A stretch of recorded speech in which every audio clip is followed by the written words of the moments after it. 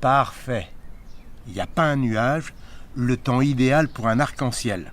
Si, un arc-en-ciel que nous allons fabriquer. Mais non, pas avec des crayons de couleur. Suivez-moi.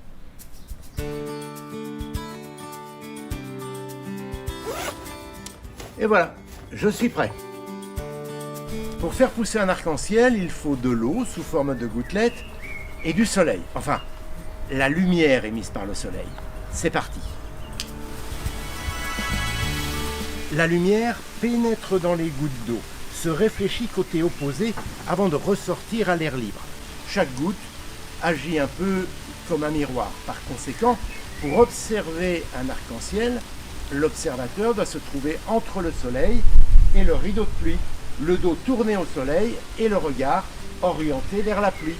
Si cet agencement change, l'arc-en-ciel disparaît.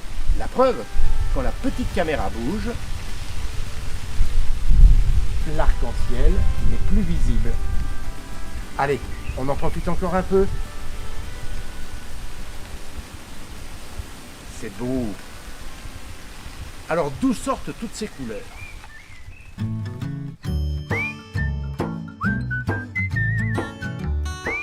Une goutte d'eau est pourtant parfaitement incolore. En fait, la lumière émise par le soleil est blanche. Tous les spationautes vous le confirmeront. Le soleil qu'ils voient se lever 16 fois par jour à bord de la Station spatiale internationale est blanc et non pas jaune, comme sur les tableaux des grands peintres. Alors nous aurait-il menti ? Et voilà le spectre du grand complot qui ressurgit. Eh bien non, vu du plancher des vaches, le soleil est bien jaune et non pas blanc. C'est parce que la lumière blanche est constituée de plusieurs couleurs, les fameuses couleurs de l'arc-en-ciel. Seulement, avant d'arriver jusqu'à nous, certaines ondes, celles qui correspondent à la couleur bleue, sont déviées et diffusées par l'atmosphère. Privée d'une partie du bleu, la lumière blanche tire sur le jaune. Mais revenons aux couleurs de l'arc-en-ciel.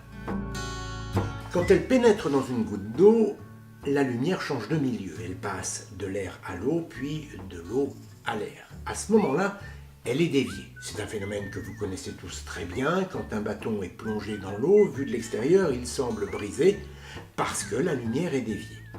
Les ondes, qui correspondent aux différentes couleurs qui composent la lumière blanche, sont toutes déviées différemment.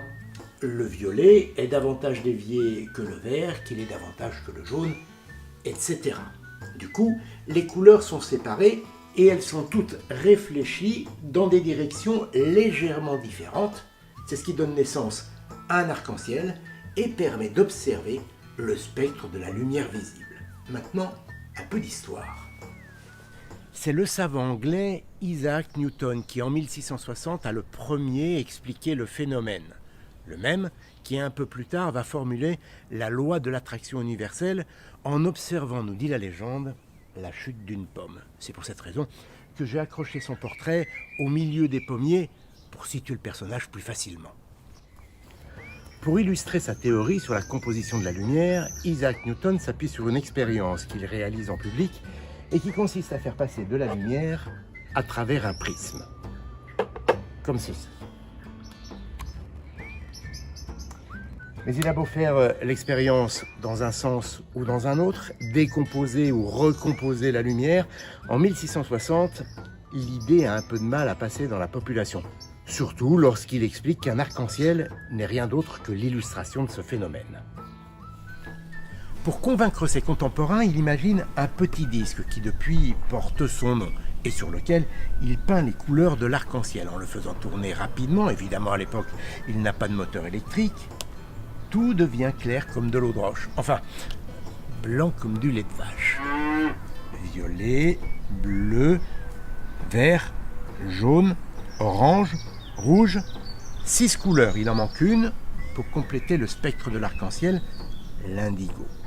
Alors pourquoi avoir ajouté une 7e couleur entre le violet et le bleu et pas une 8e entre le bleu et le vert, une 9e entre le vert et le jaune, etc., etc.